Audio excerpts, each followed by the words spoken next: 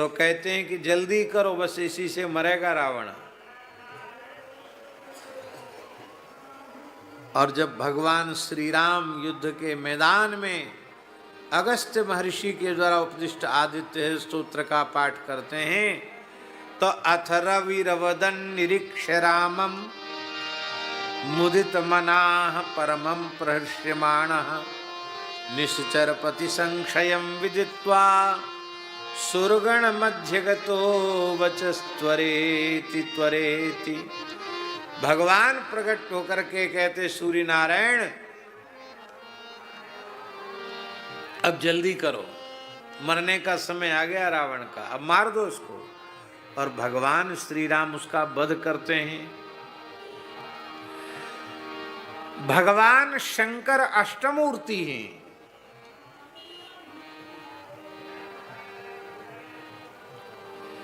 और ये ब्राह्मण भी अष्टमूर्ति है।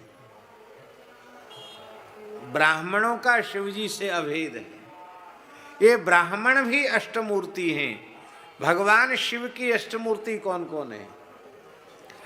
पृथ्वी, जल, तेज, वायु, आकाश, सूर्य, चंद्र और यजमान। ये भगवान शिव की 8 मूर्तियां हैं।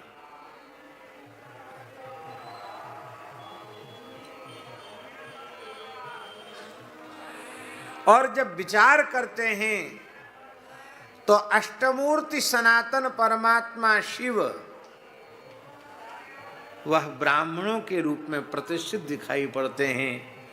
ब्राह्मणों में पृथ्वी, जल, तेज, वायु, आकाश, सूर्य, चंद्र और यजमान, इन चारों का दर्शन इस ब्रह्मकुल में होता है।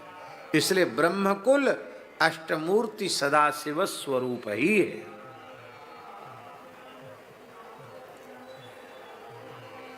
गीता भाष्य में भगवान श्री आद्य शंकराचार्य जी कह रहे हैं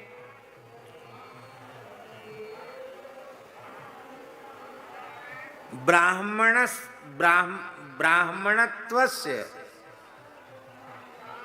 ही रक्षणेन रक्षितो भवति वैदिको धर्मः। वे करे ब्राह्मणत्व की रक्षा से वैदिक धर्म की रक्षा होगी। ये ब्राह्मणत्व की रक्षा क्या है? बहुत ध्यान से सुने।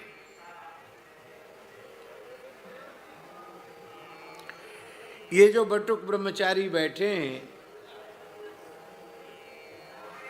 ये अलग अलग जनपदों से, अलग अलग प्रांतों से आए हैं, पर भगवत अनुग्रह से सौभाग्य से इनका जन्म ब्राह्मण कुल में हो गया। पिता भी ब्राह्मण, जननी भी ब्राह्मण। ब्रह्मण्याम ब्राह्मणात् जातो ब्राह्मणस्यान्न संशया।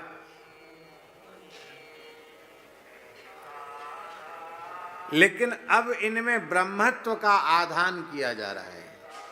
समय से यज्ञोपवीत संस्कार हो गया। अब ये त्रिकाल संध्योपासन करते हैं, दोनों समय समिधाधान करते हैं, वेद का पारायण करते हैं। तो यही सब करते करते करते करते इनमें ब्रह्मत्व की प्रतिष्ठा हो जाएगी। यही है ब्राह्मणत्व का रक्षण। सभी संस्कार समय से संपन्न हो और फिर ब्राह्मण वेद का पारायण करें।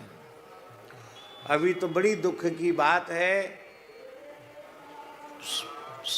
अन्यथा नहीं मानना आप, अब बहुत संस्कारवान बालक पढ़ने ही नहीं आ रहे हैं। क्योंकि बालकों का दोष उसमें नहीं है, दोष उसमें माता पिता का है। पिता ही संस्कारवान नहीं है।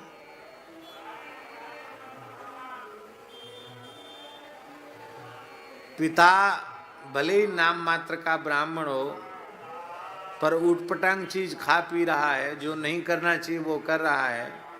ब्राह्मणोचित उसमें कोई लक्षण नहीं है, शिखा सूत्र भी नहीं है। तो उससे उत्पन्न जो संतान होगी उसमें संस्कार कहाँ तक आवेंगे? वही स्थिति माता की है, तो उसमें संस्कार कहाँ से आवेंगे?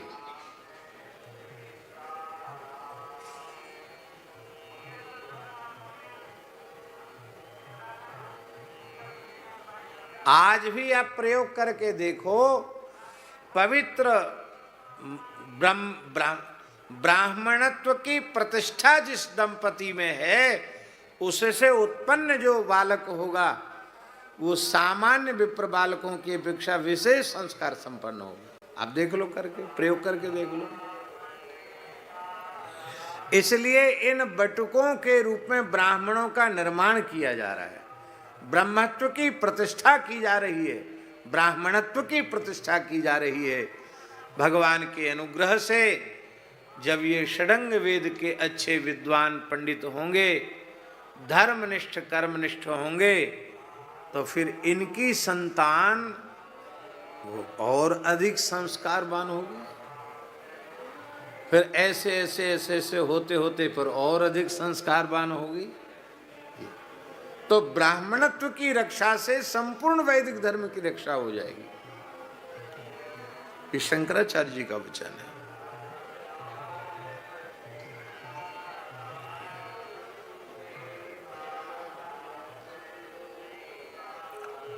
महाभारत में एक प्रसंग है, वशिष्ठ जी के 100 पुत्रों को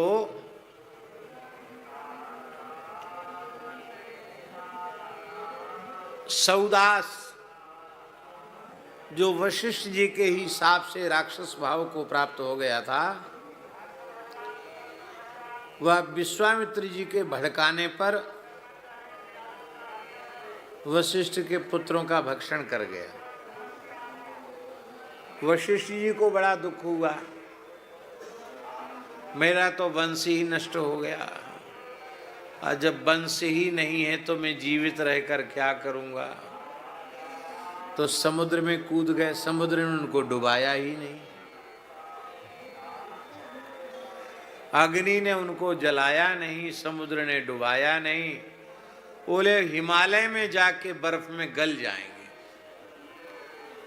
तो हिमालय में बर्फ में गलने के लिए वशिष्ठ जी जा रहे थे, आचार्य जी। तो उत्तुंग हिमाच्छादित शिखरों पर चढ़े चले जा रहे थे। उन्हें पीछे से वेद ध्वनि सुनाई पड़ी, अत्यंत विशुद्ध मंत्रोच्चारण की मधुर ध्वनि कहीं से आ रही है।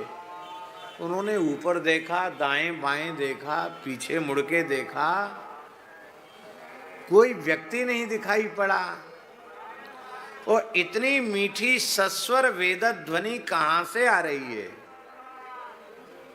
तो फिर चकित होकर पीछे की ओर देखा तो अवगुंठनवती एक तपस्विनी ब्राह्मणी दिखाई पड़ी। अवगुंठनवती का अर्थ है घूंघट काढ़े हुए। एक तपस्विनी ब्राह्मणी दिखाई पड़ी। वशिष्ठ जी ने पूछा, देवी तुम कौन हो और ये वेदध्वनि कहाँ से आ रही है? उस देवी ने कहा, हे महर्षि, मैं आपकी पुत्र वधू हूँ। आपके पुत्र मेरे पति महर्षि शक्ति, मैं उनकी गृहिणी हूँ, आपकी पुत्र वधू हूँ, और आपका पौत्र ही मेरे गर्भ में वेद पाठ कर रहा है। उसी की मधुर ध्वनि आपके कर्ण में सुनाई पड़ रही है। गर्भ में स्थित बालक वेद पाठ कर रहा है।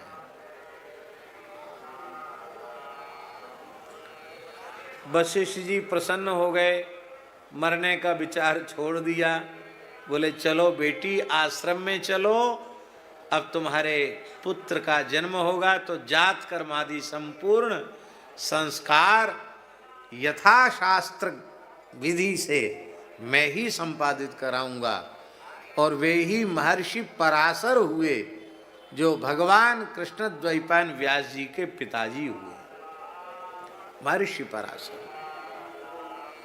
तो आप विचार कीजिए, कैसे माता पिता होंगे कि गर्भगत बालक ही वेद का पारायण कर रहा है।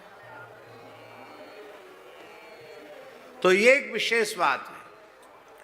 बोलो भक्त वत्सल भगवान की जय।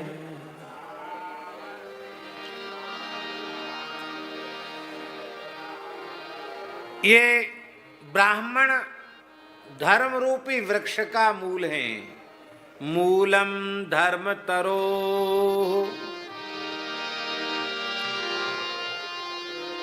का मूलम धर्म तरो। शास्त्री जी, कह मूलम धर्म तरो। बोले धर्म तरो मूलम ब्रह्म कुलम। ये ब्रह्म कुल ही धर्म तरु का मूल है।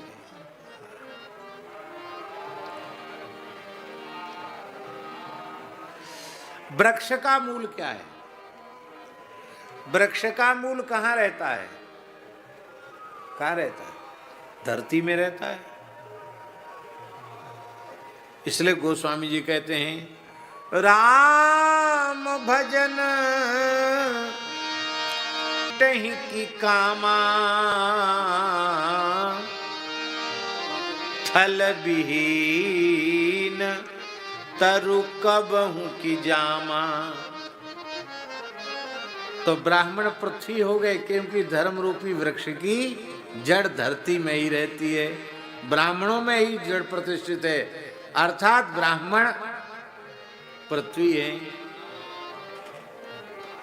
शिवजी की मूर्ति पृथ्वी है नहीं, तो ब्राह्मण भी पृथ्वी स्वरूप है।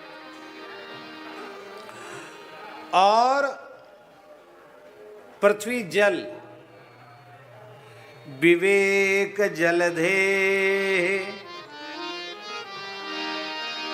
विवेक को समुद्र कहा, और ये विवेक रूपी समुद्र है ब्रह्म कुलम।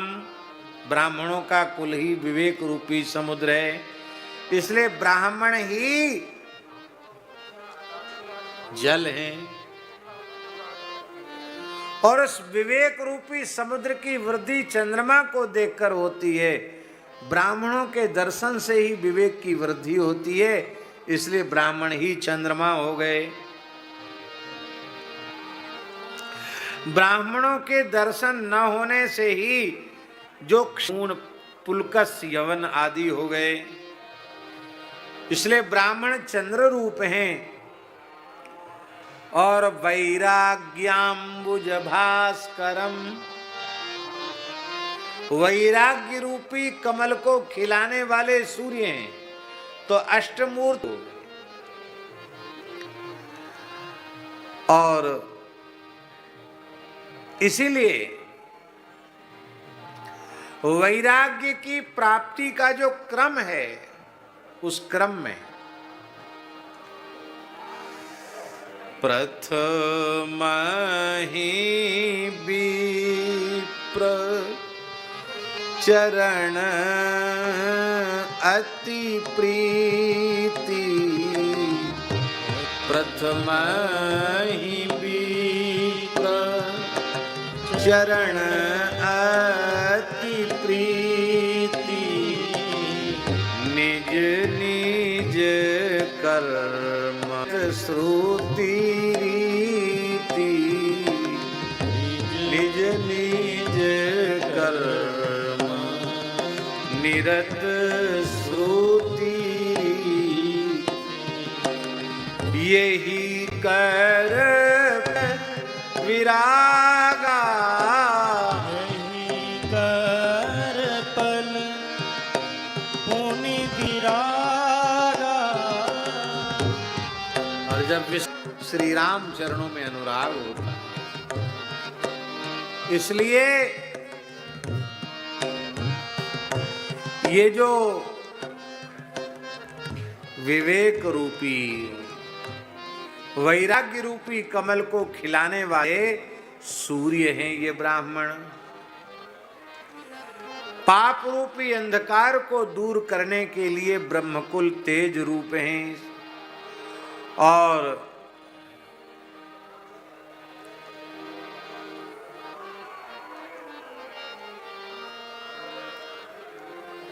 शास्त्रों में लिखा है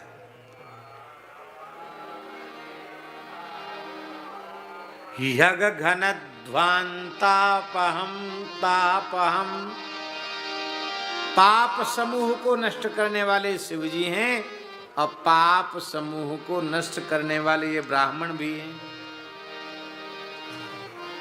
शास्त्र में लिखा है ब्राह्मण के दाहिने चरण के अंगुष्ठ में समस्त तीर्थों का निवास होता है। इसका मतलब ये नहीं समझना कि अंगूठे में ही तीर्थ होता और पूरे पांव में नहीं होता, ऐसा अर्थ मत लगा लेना। माने अंगुष्ठ की विशेष बात कही जा रही है। विप्र पादांगुष्ठ का जो जल है वो सर्व तीर्थमय कहा जाता है। इसलिए बहुत प्रसिद्ध श्लोक है ये, ब्रह्मकुल ताप नाशक होने से ब्रह्मकुल को जल रूप भी कहा गया।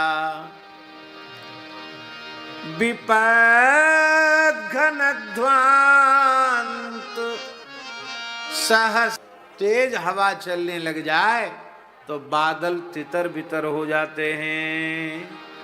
ठीक इसी प्रकार से बंदो प्रथम महीसुर चरना,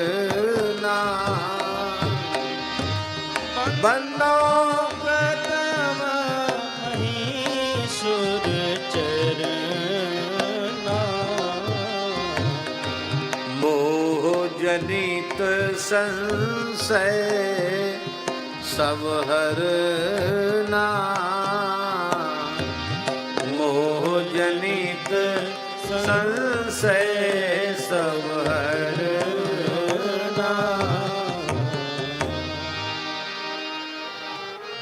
अब ब्राह्मण आकाश स्वरूप कैसे हैं? बोले आकाश सबको अवकाश प्रदान करता है, इसलिए सबका कल्याण करता है। और ये ब्राह्मण भी सबको अवकाश देते हैं, जिससे जीव धर्म का आचरण करके, सदाचार का पालन करके, भगवान हरिहर की उपासना करके अपना परम कल्याण कर सके। इसलिए ब्राह्मण आकाश स्वरूप भी हैं। तो अब देखिए 8 स्वरूप हैं शिव जी के। पांडे जी 8 स्वरूप हैं शिव जी के और 8 स्वरूप ब्राह्मणों में घटित हो रहे हैं। इसलिए ब्राह्मण शिव स्वरूप हैं, ये आकाश स्वरूप भी हैं। और अब क्या है, श्री राम भूप प्रियम। अब श्री राम भूप प्रियम के 2 भाव हैं। आपके कोर्ट की भाषा में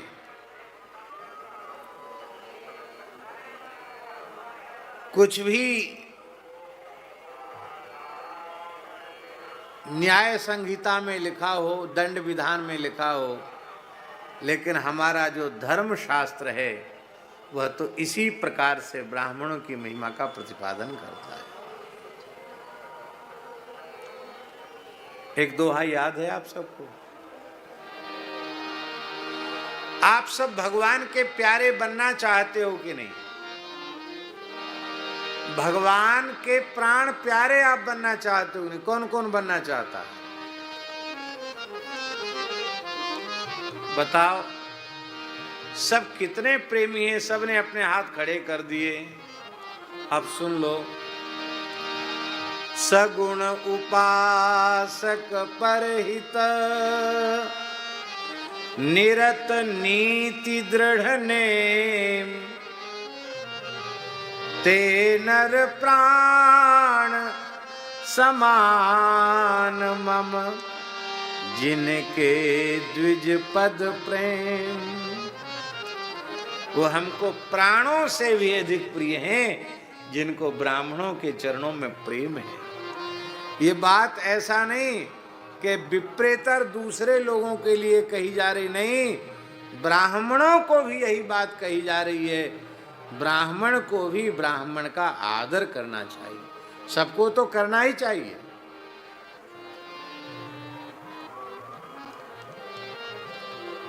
नरवर में जहां किसी काल में पूज्यपाद स्वामी श्री कृपात्री जी महाराज ने भी अध्ययन किया था, नरवर सांग वेद विद्यालय बहुत अपने समय की प्रतिष्ठित संस्था थी। तो वहां एक आचार्य जी थे, उन्हीं से पढ़े हुए थे, बहुत बड़े विद्वान थे।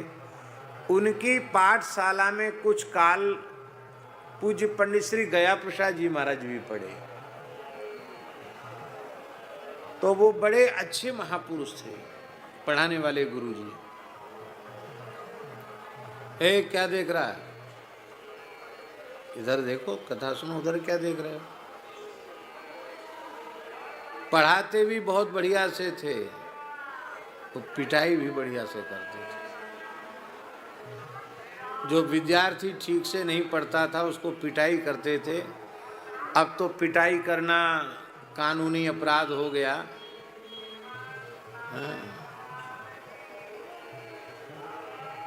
स्नेह भी करते थे, पिटाई भी करते थे, कठोर अनुशासक थे, बहुत श्रम करते थे पढ़ाने में, बहुत अधिक श्रम करते थे। विद्यार्थी से कई गुना श्रम पढ़ाने में करते, दिन भर पढ़ाते थे।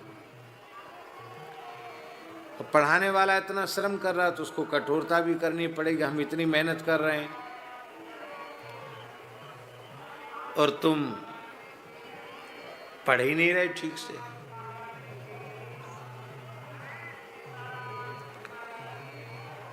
हम पढ़ रहे थे,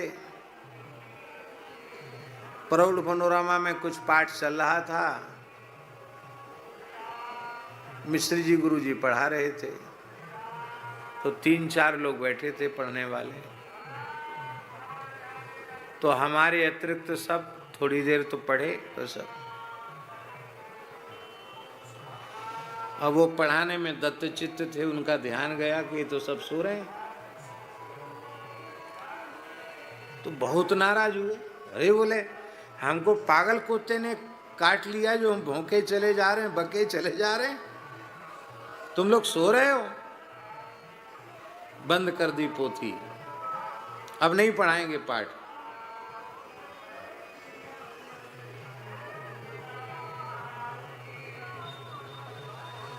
तो हमने कहा, गुरुजी हम तो नहीं सो रहे थे, सबके लपेटे में हम कैसे आ गए। हम तो आप जो पढ़ा रहे हैं, हम तो सावधानी से सुन रहे हैं, पढ़ रहे हैं।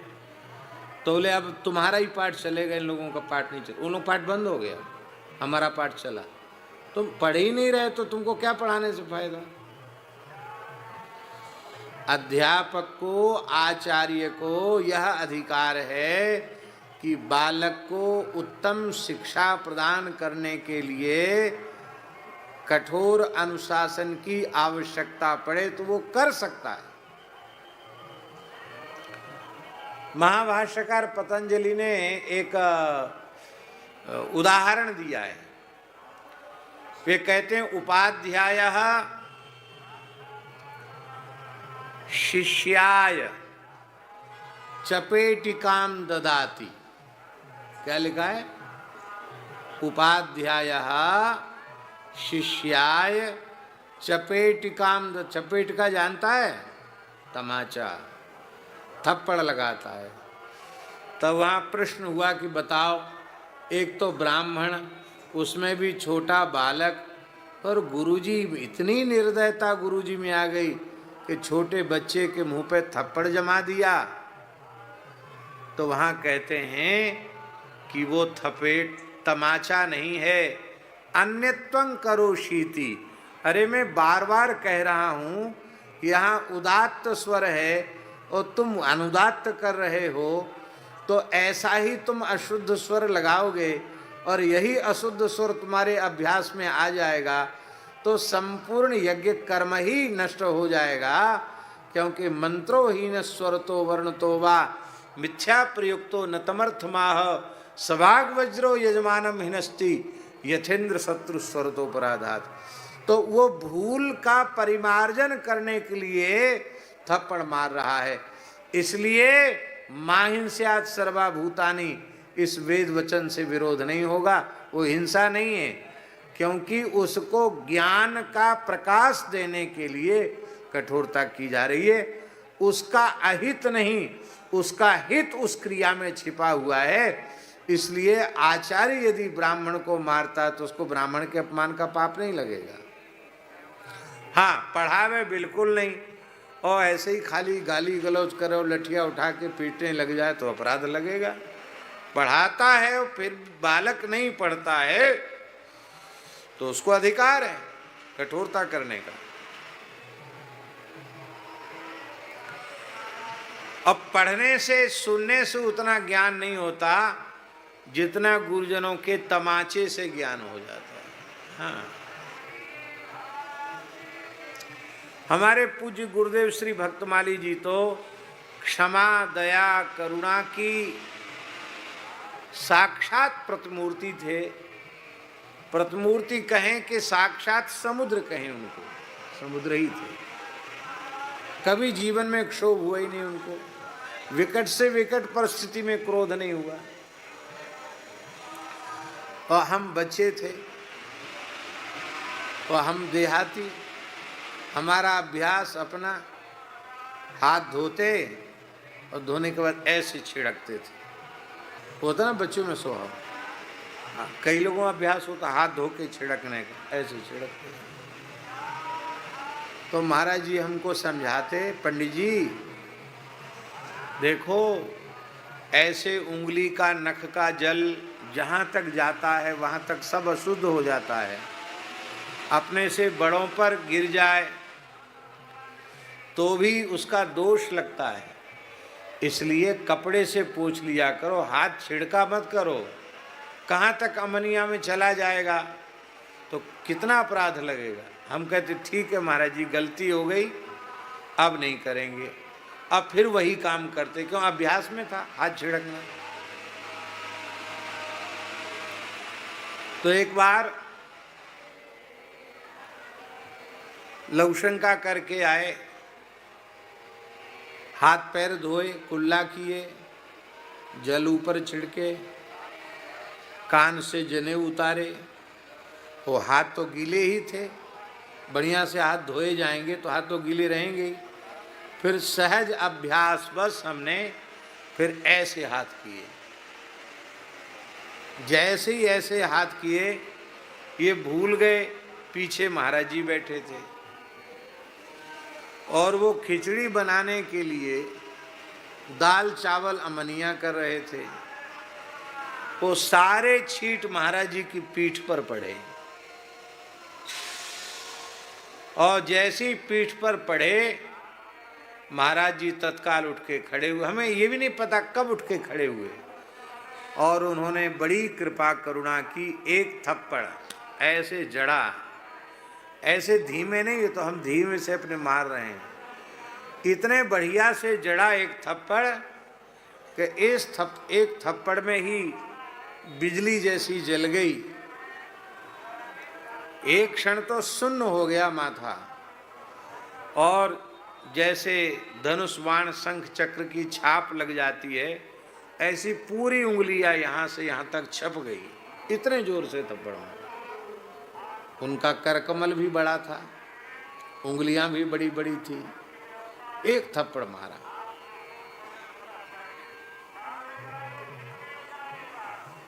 अब बोले हमने कितनी बार आपको समझाया है, हंसकर बोल रहे हैं। थप्पड़ मार के, पिताजी थप्पड़ मार के हंस के बोल रहे हैं, इसका मतलब क्रोध नहीं उनमें, हंस के कह रहे हैं हमने कितनी बार आपको समझाया कि उंगलियों का जल अशुद्ध होता है, आप फिर बार बार वही गलती करते हैं, हर बार झूठ बोलते हैं कि अब नहीं करेंगे। अब हम क्या बोले? हम जाके बैठ गए, रोने लग गए, रोने लगे। बोले संध्या तो कर लो, सवेरे का समय था, संध्या तो कर लो। तो बच्चे थे, ये विवेक ही नहीं था कि गुरुजी से कैसे बोलना चाहिए, कैसे नहीं बोलें। हम बोले हम अब संध्या नहीं करेंगे, जब कर लो, जब भी नहीं करेंगे। सूर्यार्घ दे लो, सूर्यार्घ भी नहीं देंगे। क्या करोगे, रोएंगे? क्यों रोगे? तो हमने कहा पहले ये बताइए, आप हमको पढ़ाने के लिए लाए हैं घर से कि पीटने के लिए लाए? तो महाराज जी हंसकर बोले दोनों काम करने के लिए, पढ़ाने के लिए भी लाए हैं और कुछ गलती करोगे तो पिटाई भी करेंगे, दोनों काम के लिए लाए।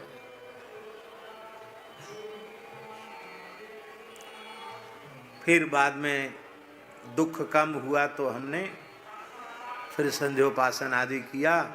महाराज जी बोले प्रसाद पालो, मैंने कि नहीं हम पाएंगे नहीं। तो फिर बोले देखो तुम्हारी माता जी यहाँ नहीं है जो बहुत पुचकार करके और जबरदस्ती मुंह में खिलाएंगी। विद्यार्थी जीवन है, देखो खाली पेट कब तक रोओगे, कुछ खा लोगे तो बढ़िया से रोना भी बनेगा, इसलिए खा करके तब रो। बड़े स्नेह पूर्वक प्रेम से उन्होंने प्रसाद पवाया, दूध रोटी मीड़ करके।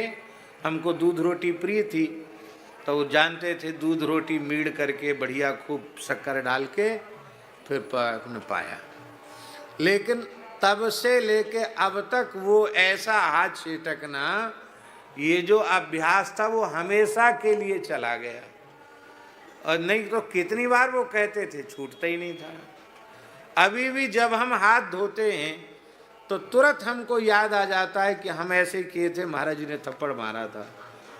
तो वो थप्पड़ ने हमारे जीवन के इतने बड़े दोष को समाप्त कर दिया, जो बचपन का ही दोष था वो समाप्त हो गया। इसलिए कहने का आशय ये है कि हाँ, क्या कह रहे थे हम? जिनके द्विजपद प्रेम, इसी के ऊपर कर रहे थे। भगवान को अत्यंत प्रिय हैं, तो आप भगवान के प्रिय बनना चाहते हो तो ब्राह्मणों का कभी तिरस्कार मत करो, ब्राह्मणों का सदा आदर करो, गोवंश का सदा आदर करो, और धीरे धीरे अपने आदर भाव को इतना उन्नत करो कि सी राम मैं सब जग जानी, करहु प्रणाम जोरि जगुपानी। जड़ चेतन जग जीव जत, सकल राम मैं जान, बंदऊ तिनके पद कमल सदा जोरि जगुपान। अब देखिए, ब्रह्मकुलम कलंक शमनम, ये ब्रह्मकुल कैसा है? कलंक शमनम, कलंक का शमन करने वाला है। कल तो हमने बताया था कलंक शमनम कैसे कलंक शमनम है, क्योंकि चंद्रमा को कलंक लगा था, शंकर जी ने उसका शमन किया। और यहाँ ब्रह्मकुलम कलंक शमनम, इसका अर्थ है कलंक माने होता पाप। किसी व्यक्ति से जब पाप बन जाता है और वो चाहता है कि इस पाप का परिणाम हमको नरक में न भोगना पड़े, अथवा जन्मांतर में इस पाप का परिणाम हमको न भोगना पड़े, तो वह व्यक्ति क्या करता है? वह व्यक्ति विद्वान ब्राह्मणों की शरण में जाता है और बिना किसी लज्जा के संकोच के कहता है कि हे ब्राह्मणों, हम आपकी शरण में आए हैं, हमसे ये पाप बन गया है और हम चाहते हैं कि इसका परिणाम हमें नरकों में न भोगना पड़े और जन्म लेकर फिर दूसरे शरीरों में न भोगना पड़े। आप कृपा करके इस पाप से हमको छुटकारा दिलाइए। तब ब्राह्मण शास्त्र के अनुसार उसके प्रायश्चित का विधान करते हैं। जाने अनजाने गोवध हो गया तो उसको गोवध का क्या प्रायश्चित है, ब्रह्म हत्या हो गई तो क्या प्रायश्चित है, और कोई भयंकर पाप हो गया है तो उसका क्या प्रायश्चित है, वो शास्त्र विधि से प्रायश्चित कराकर कलंक शमनम, उसको निष्पाप बना देते हैं। तुम गंगा जी नहा के आओ, तुम ऐसा काम करो, तुम वैसा काम करो, तो कलंक शमनम। और कैसे हैं श्री राम भूप प्रियम, ये श्री राम भूप प्रियम राजा राम जी के सबसे अधिक प्रिय ये ब्राह्मण हैं।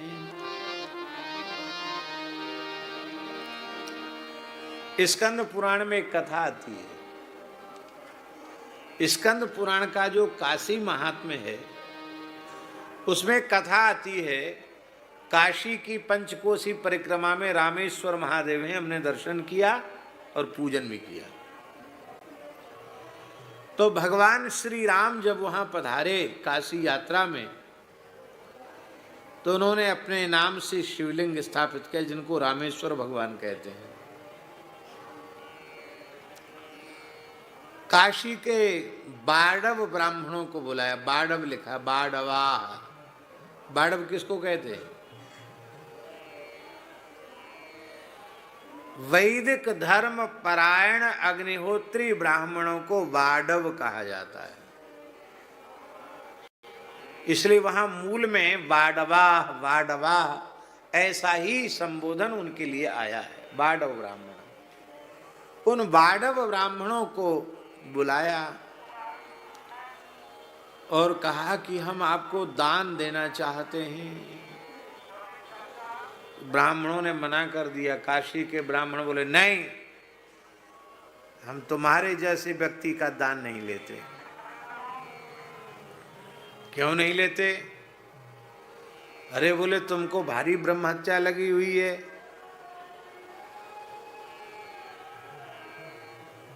ब्रह्मा जी के पुत्र महर्षि पुलस्त्य, मरीचि, पुलस्त्य, ब्रह्मा जी के पुत्र पुलस्त्य, अब पुलस्त्य के पुत्र विश्रवा, और उनसे ये वंश पूरा खानदान, इकलक पूत सवालक नाती, तारावण घर धिया न बाती।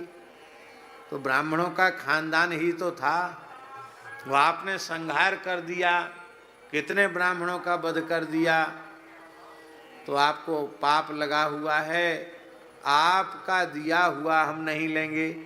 ये पढ़ लेना स्कंद पुराण में।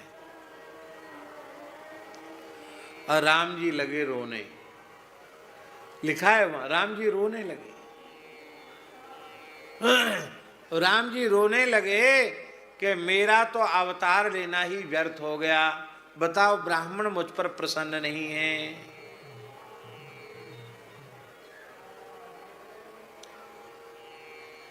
तो वहां लिखा है महाराज जी कि भगवान शिव प्रकट हो गए। भगवान शिव ने कहा, अरे तुम लोग क्या कर रहे हो? अनंतानंत ब्रह्मांडों में इनसे बड़ा ब्राह्मण का भक्त कोई है ही नहीं, हो नहीं सकता। ये ब्रह्मण्य देव हैं, तुम भगवान का तिरस्कार कर रहे हो। ये मेरे आराध्य उपास्य हैं, मैं इन्हीं का नाम जपता हूं, इन्हीं के नाम का उपदेश करके काशी में मरने वालों को मोक्ष प्रदान करता हूं। आप भगवान का तिरस्कार कर रहे हो, तिरस्कार मत करो। इनको तो पाप छू ही नहीं सकता। रही लोक मर्यादा की बात, तो रावण तो अपने पिता के ही शाप से, ब्रह्मत्व से च्युत होकर राक्षस भाव को प्राप्त हो गया था। महर्षि विश्रवा ने इसको शाप दिया था, जा तू अपने कुल खानदान सहित राक्षस हो जा। तो ब्राह्मण कहाँ रहा, वो तो राक्षस हो गया था। इसलिए वेद, गौ, ब्राह्मण और देवता, इन सब के द्रोही का नाश करके उन्होंने वैदिक धर्म की ही स्थापना की है। आप लोग अनुचित भगवान का तिरस्कार कर रहे हो। तब ब्राह्मणों ने वहाँ यज्ञ कराया, राम जी की स्तुति की, फिर खूब दान दक्षिणा ब्राह्मणों ने प्रसन्नता पूर्वक ली। बोले नहीं महाराज हम भूल गए थे। तो राम जी को ब्राह्मण प्रिय हैं और ब्राह्मणों को राम जी प्रिय हैं। होत्रे ददादिशम प्राचीम,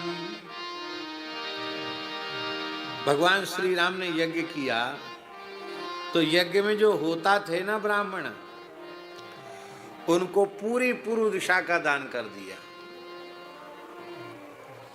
अध्वर्यवे प्रतीचिम च, जो यज्ञ में श्रौत यज्ञ में अध्वर्यु ब्राह्मण थे उनको पश्चिम दिशा का दान कर दिया।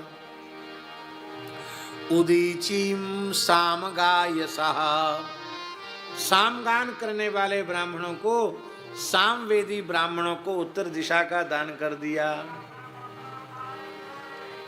पूर्व पश्चिम उत्तर दक्षिण चारों दिशाओं का दान कर दिया। मध्य की जो भूमि है उसका दान यज्ञाचार्य वशिष्ठ जी को कर दिया। और राम जी अपना सर्वस्व दान करके, शास्त्री जी केवल एक धोती पहने हैं, ऊपर से उत्तरीय डाले हैं, शरीर पर प्रभु के कोई स्वर्णाभूषण नहीं है, कोई आभूषण शरीर पर नहीं, सब दान कर दिया। तथा राज्ञपि वैदेही सौमंगल्यावशेषिता,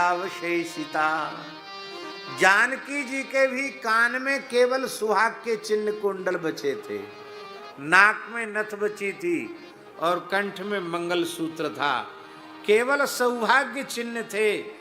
जानकी जी के शरीर पर भी आभूषण नहीं थे, वे भी एक ही साड़ी में थी।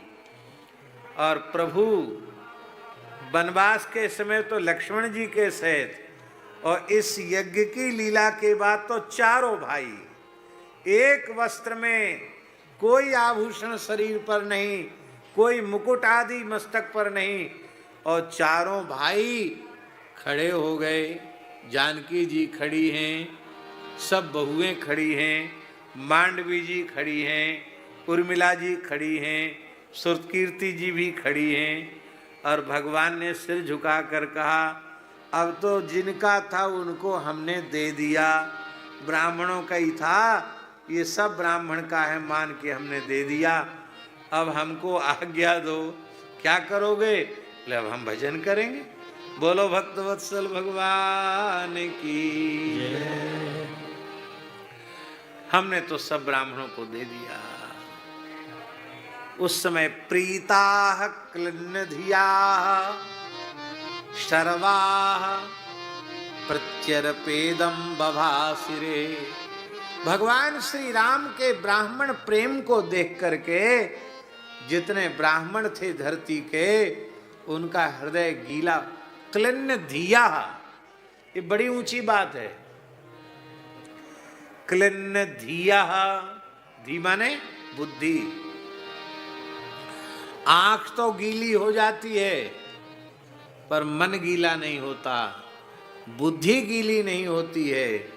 पर प्रीता क्लिन्न धिया, उन ब्राह्मणों की बुद्धि भी प्रेम में डूब गई और वे सब हाथ उठाकर कहने लगे नमो ब्रह्मण्य देवाय रामाया कुंठ मेधसे उत्तम श्लोक धुर्याय न्यस्त दंडार्पितांघ्रे। एक तो नमो ब्रह्मण्य देवाय गो ब्राह्मण हिताय च जगत हिताय कृष्णाय गोविंदाय नमो नमः, ये 10वें स्कंध का उत्तरार्ध का है और ये 9वें स्कंध का है राम जी के चरित्र का। नमो ब्रह्मण्य देवाय, ब्राह्मण कह रहे हैं ब्राह्मणों को ही देवता मानने वाले प्रभु श्री राम, ब्रह्मण्य देव श्री राम, हम आपको नमस्कार करते हैं। नमो ब्रह्मण्य देवाय, कौन है ब्रह्मण्य देव? बोले रामाय, श्री राम जी ब्रह्मण्य देव हैं। अकुंठ मेधसे, उनके स्वरूप में कभी कुंठा नहीं है, अकुंठ मेधा वाले हैं, अव्यवहित ज्ञान वाले हैं, अखंड ज्ञान वाले हैं।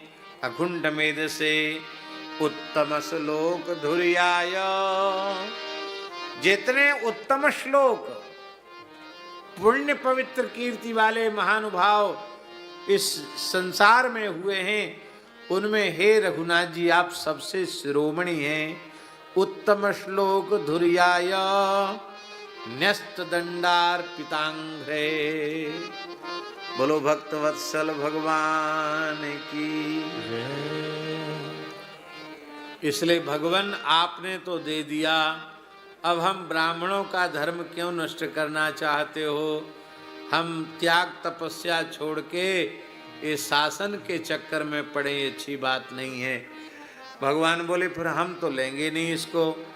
तो बोले अच्छा ठीक है, हमने ले लिया, अब तुम हमको ही राजा मानो और हमारा सेवक बन करके धर्म पूर्वक शासन करो। हाँ ये बात मान लेंगे।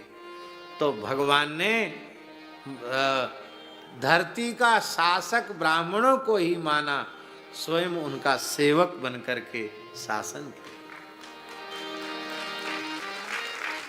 आज लोग रामराज्य की कल्पना तो करते हैं, पर गौ और ब्राह्मण को दुखी करके, उनका तिरस्कार करके रामराज्य की कल्पना स्वप्न में भी संभव नहीं है। जागृत की तो चले क्या। इसलिए राम श्री राम भूप प्रियम, राजा राम जी को प्रिय ये ब्राह्मण हैं। एक और कथा सुना देते हैं, राम जी का ब्राह्मण प्रेम। विभीषण जी श्रीरंगम, ये स्कंद पुराण की कथा है। हम जो भी बोल रहे हैं वो ऐसे ही अलल टप्पू नहीं बोल रहे हैं, सब कहीं लिखा है तब हम बोल रहे हैं, नहीं तो हम नहीं बोलते। इधर उधर की बात बोलने का हमारा अभ्यास नहीं।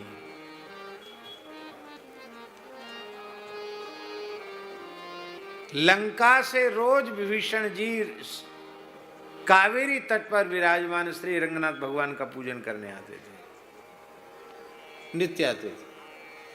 एक बार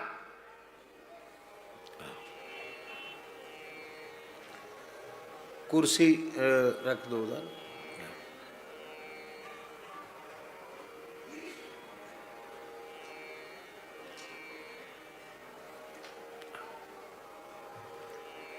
जय उधर कुर्सी दे दें बैठने के लिए।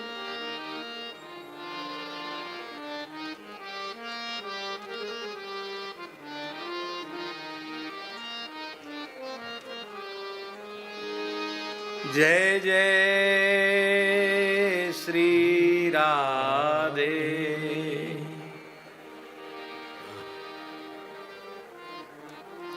तिवारी जी बैठ गए, ठीक। तो एक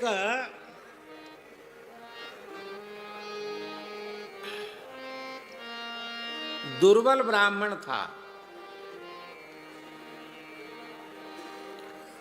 एक दुर्बल ब्राह्मण था।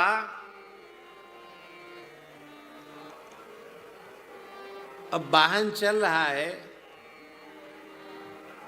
तो सामने आने वाले व्यक्ति को अपने विवेक से तीव्र गति से चलते हुए वाहन उसकी चोट से अपने को बचाने के लिए किनारे हो जाना चाहिए। पर वो ब्राह्मण कोई हठी था, वो आ गया सामने तो रथ के पहिया की चपेट में आ गया, ब्राह्मण की मृत्यु हो गई।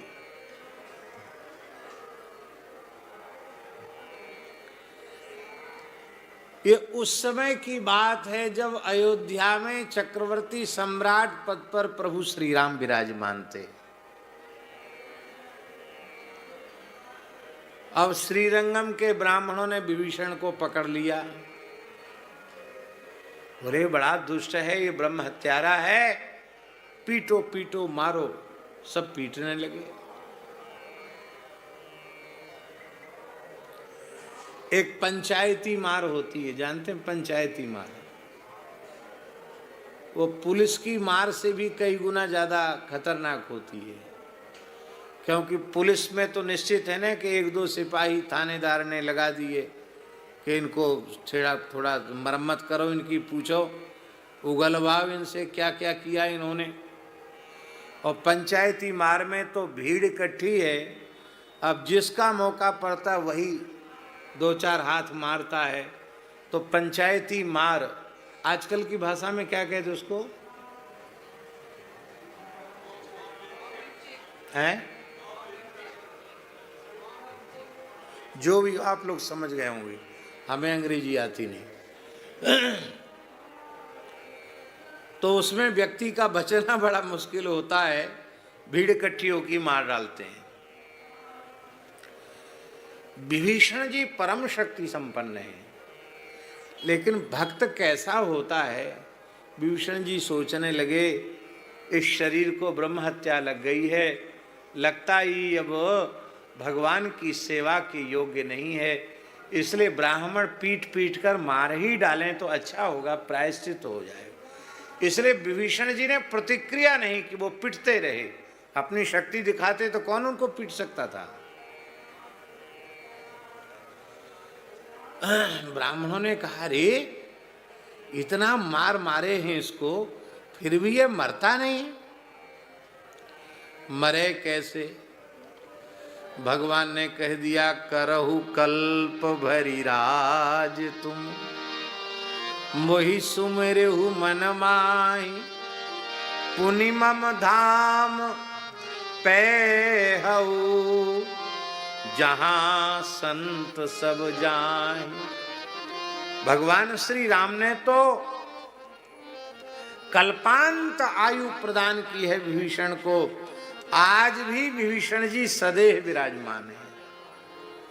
हम लोग कल्पांत जीवियों का स्मरण करते हैं तो अश्वत्थामा बलिर्व्यासो हनुमाश्च विभीषण कृपः परशुरामश्च सप्तैते चिरजीविनः, सप्तैतान् संस्मरेन् नित्यं मार्कण्डेय मथाष्टमं, जीवेद् वर्षशतं सोऽपि सर्वव्याधि विवर्जितः।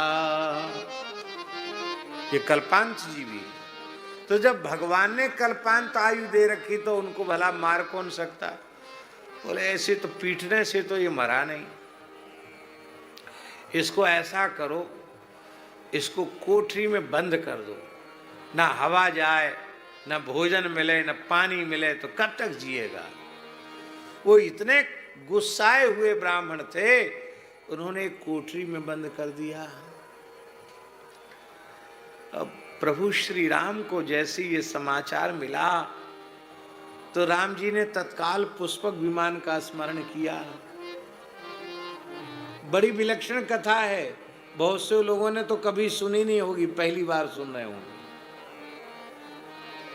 स्मरण करते ही पुष्पक विमान उपस्थित हो गया, भगवान विराजे और अयोध्या से चलकर दक्षिण भारत श्रीरंगम पहुंचे। अब भगवान पहुंचे तो ब्राह्मण सब भगवान के पास है, बड़ा स्तवन करने लगे। भगवान बोले, तुम सब ये कलश वलश लेके आए हो हमारा आदर करने के लिए, अर्घपाद्य लेकर के, चक्रवर्ती सम्राट का आदर करना चाहिए, शास्त्र में लिखा है। ये तो साक्षात भगवान है। बोले हम आदर नहीं लेंगे, हम पूजा नहीं लेंगे। क्यों? क्योंकि हम अपराधी हैं। ब्राह्मणों ने कहा, आप कैसे अपराधी हैं, आप तो परमात्मा हैं। तो भगवान ने कहा, सेवक का किया हुआ अपराध स्वामी का होता है। मेरे सेवक, मेरे भक्त विभीषण से अपराध हुआ है, तो उससे जो ब्रह्म हत्या हुई है उसका प्रायश्चित मैं करने के लिए तैयार हूं। जब तक मैं प्रायश्चित न करूं तब तक आपकी पूजा को ग्रहण करने का मैं अधिकारी नहीं हूं। ब्राह्मण रोने लग गए, बोले हम अहंकार में फूले हैं कि हम अमुक हैं, पर आपकी विभीषण पर कितनी कृपा है, आप विभीषण को कितना प्रेम करते हो। हम तो सब तैयार थे शिकायत करने के लिए, पर अब हम सब ठंडे पड़ गए। भगवान बोले ठंडे पड़ने की बात नहीं, ब्रह्म हत्या तो हुई है ना, तो उसका प्रायश्चित कराओ। तो राम जी ने विभीषण की हत्या का प्रायश्चित शास्त्र विधि से किया और ब्राह्मणों को दान दिया। जहां ब्राह्मणों को दान दिया कि नगर बसाया, उसको आज भी श्रीरंगम क्षेत्र में महादानपुरम कहते हैं। वहां के एक ब्राह्मण देवता थे, बहुत अच्छे उच्च पद पर थे भारत सरकार में, एमएस सुंदरम बाबू। हमारे आते भी थे, हम भी उनके यहाँ गए। बहुत अच्छे सज्जन वे ब्राह्मण देवता थे। तो वो कहते थे, हमने कहा आपके गांव का नाम महादानपुरम कैसे हुआ? बोले हमारे पूर्वज ऐसा कहते कि वो राम जी ने दान में दे करके बसाया था, इसलिए महादानपुरम उसका नाम पड़ा। राम जी हमारे यजमान हैं, हम राम जी के पुरोहित हैं, ऐसा स्वाभिमान रखते वहां के ब्राह्मण। राम जी हमारे यजमान हैं।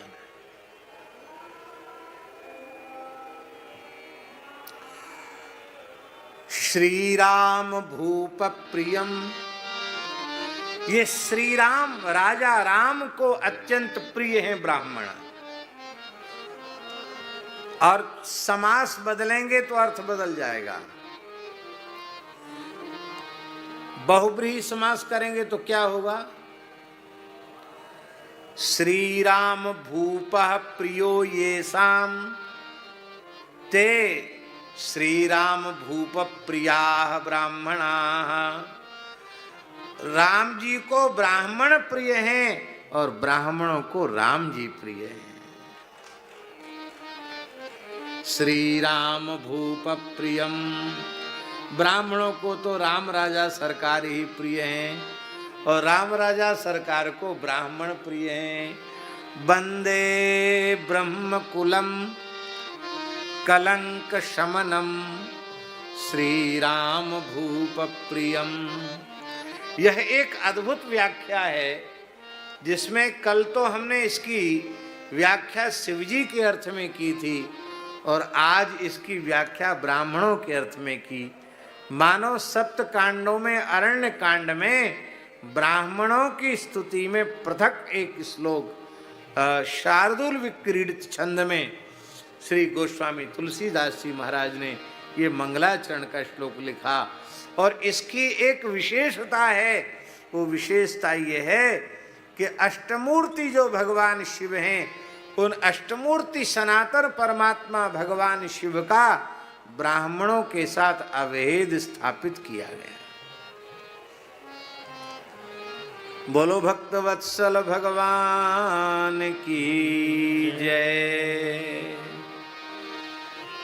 सांद्रानंद पयोदशौ भगतनुम पीतांबरम सुंदरम पाणौ बाणसरासनं कटिलसत्तूणीरभारंबरं राजीवायतलोचनं धृतजटाजूटेन संशोभितं सीतालक्ष्मणसंयुतं पथिगतं रामाभिरामं भजे रामं भजे।